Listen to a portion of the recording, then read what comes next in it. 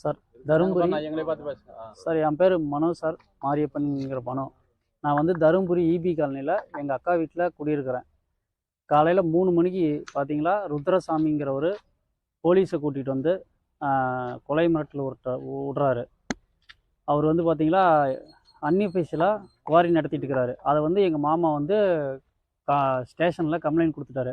அதனால் அவரை வந்து இது பண்ணுறதுக்கு வந்து காலையில் நான் 3 மணிக்கு போலீஸை கூப்பிட்டு வந்து வீட்டாண்டா அராஜகம் பண்ணுறாரு. கதவை தட்டி கேட்டு திறங்கன்னு சொன்னார்.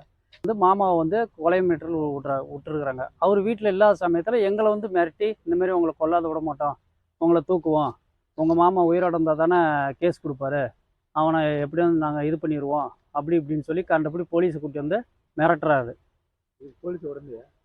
போலீஸும் உடந்த.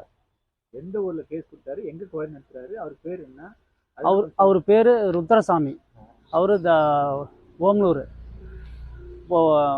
ஓமலூர் போலீஸை ஓமலூர் போலீஸு 4 பேர். அதேமாரி தருமபுரி போலீஸு ஒருத்தர் வந்தாங்க. இப்போ இங்கே எதுக்காக வந்திருக்கீங்க? இது கேஸ் இதை கம்ப்ளைண்ட் கொடுக்கறதுக்காக வந்திருக்கிறேன். இந்த மாதிரி கொலை மிரட்டல் விடுறாங்க.